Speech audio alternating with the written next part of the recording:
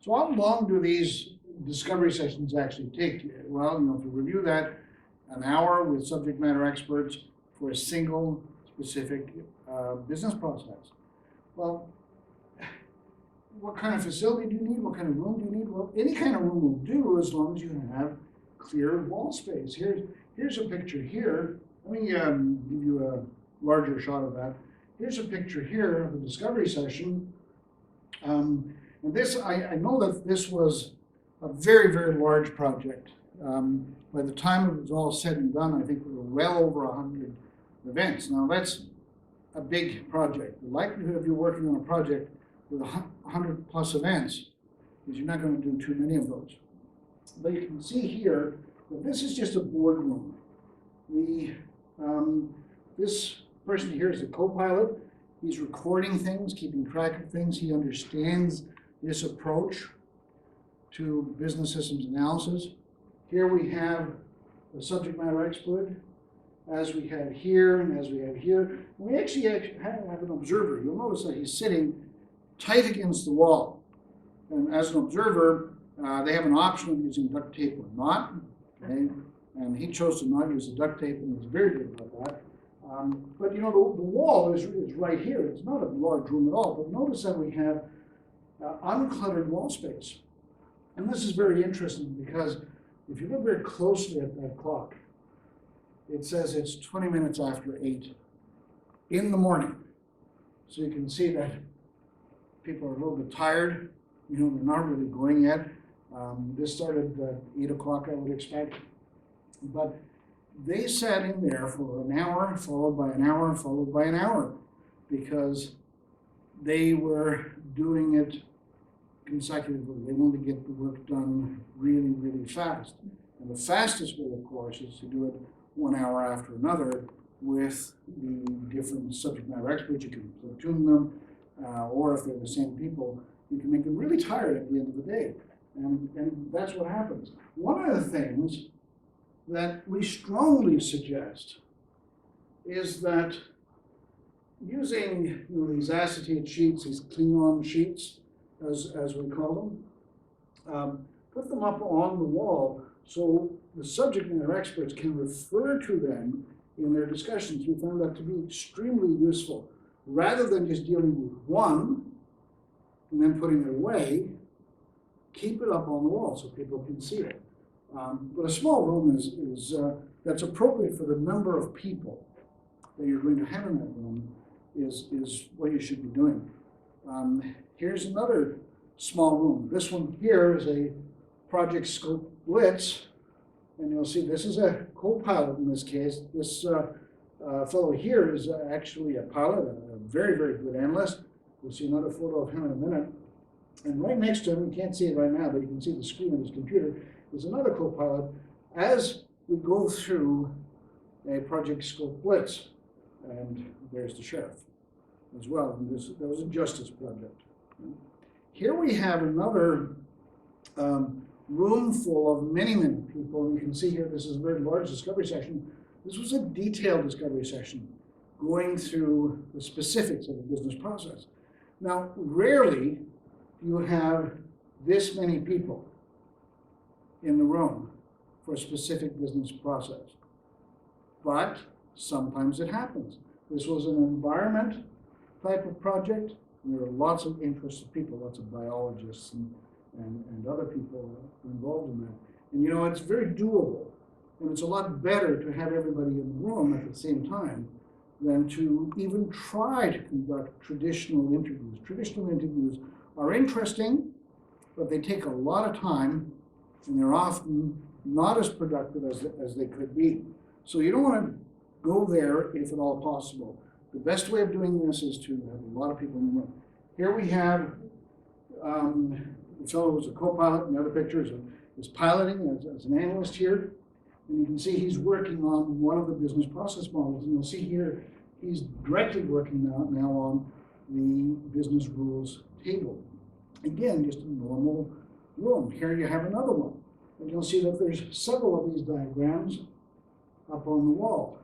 And this fellow here, a very, very good analyst, is working on a specific item in the business rules table. Now, sometimes people tell me, oh, my subject matter experts would never understand that table. Yes, they will.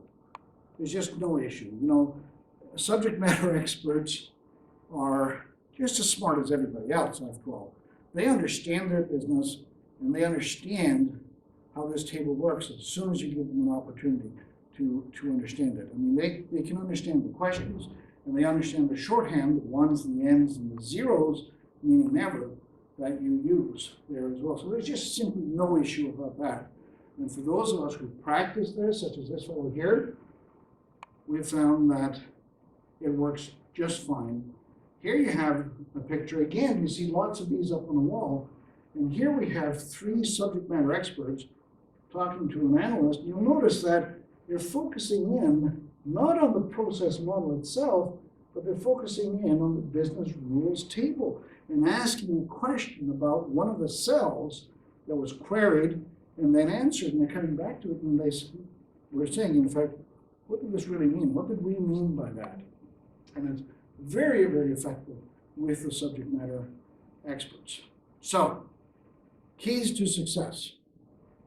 Well, there's a whole lot of tips and techniques for discovery sessions in part 7 of this textbook. There's a lot of stuff in there based on real projects in terms of things that really work well and a couple of things that don't work very well at all.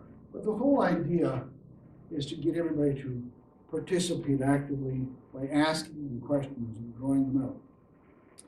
There are some people who will never participate actively, and it's not your responsibility as an analyst to force anybody to talk or contribute.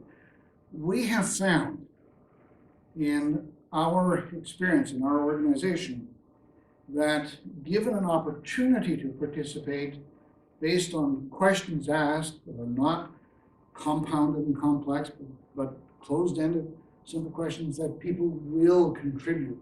Even those shy, wallflower type people will absolutely contribute. So don't be worried about those people who are not participating, because they will be given an opportunity. As an analyst, we have to be unbiased. We have to be neutral on the actual requirements. We have to avoid saying things like, oh, really? Because everybody knows that you're saying that can't quite be right. So, and if somebody starts talking about how something should be done, you say, okay, I understand.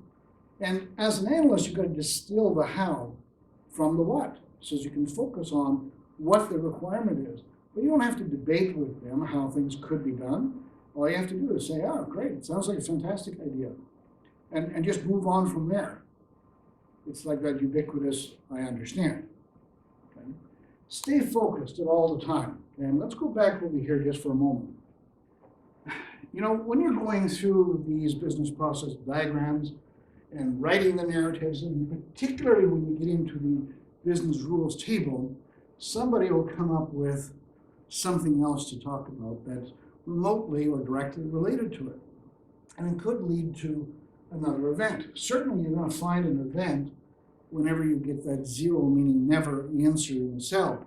The only question then is whether or not that event is something you want to keep track of, in which case you add it to your list, your parking lot of events, or see if it's already been handled in what you've already done.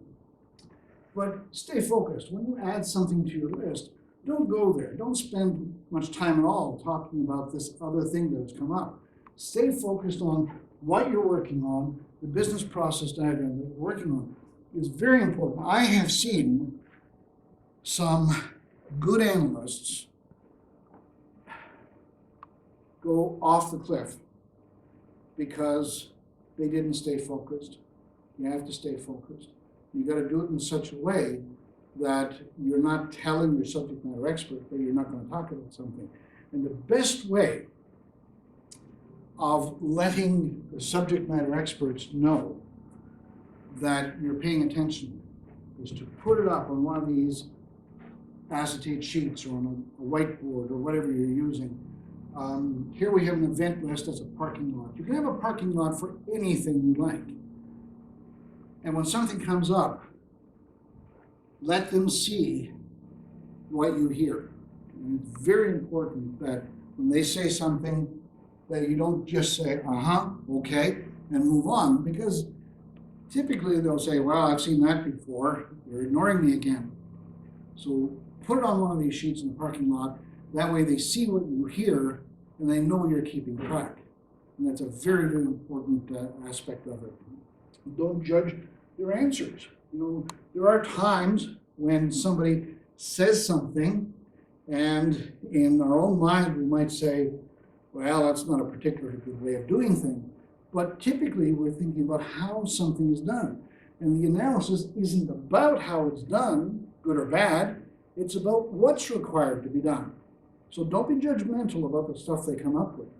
You know, it could be really old-time thinking in terms of how it's done, or it could be really advanced thinking in terms of how it could be done. Just listen to it and say, I understand. And if necessary, you can make a note on one of these parking lot sheets. But don't judge their answers or comments, because that's not the analyst's role at this time during the business systems analysis. That's a solution issue, not an analysis, requirements analysis issue. Try to use the client's, the subject matter expert's terminology. You know, stay far, far away from any kind of technobabble that would be technobabble in their minds. Really use their terms. That makes them feel good. Try to speak clearly. Smile when you're working with them, and then smile again, because it can sometimes be a challenging exercise for them to spend an hour so focused on a business process without looking at a solution, that you want to make it enjoyable. You want to make sure that you have some fun with it. It's that theory about a spoonful of sugar sort of thing. Makes things a little more interesting. And of course, the business requirements documents, you want to be able to issue interim documents. Now, there's many ways of doing that. Just to talk for a moment about how to do it. Of course, you can issue things in the conventional way, piece of paper, a booklet out there. You can put it online on a private intranet, but you can also have a wiki. For those of you who are familiar with wikis, you can create a project wiki. And after the project has been implemented, that can be a business area wiki as well. And it can be their responsibility to maintain that. But it's a very, very good way of getting them thoroughly involved. So give that some thought as well.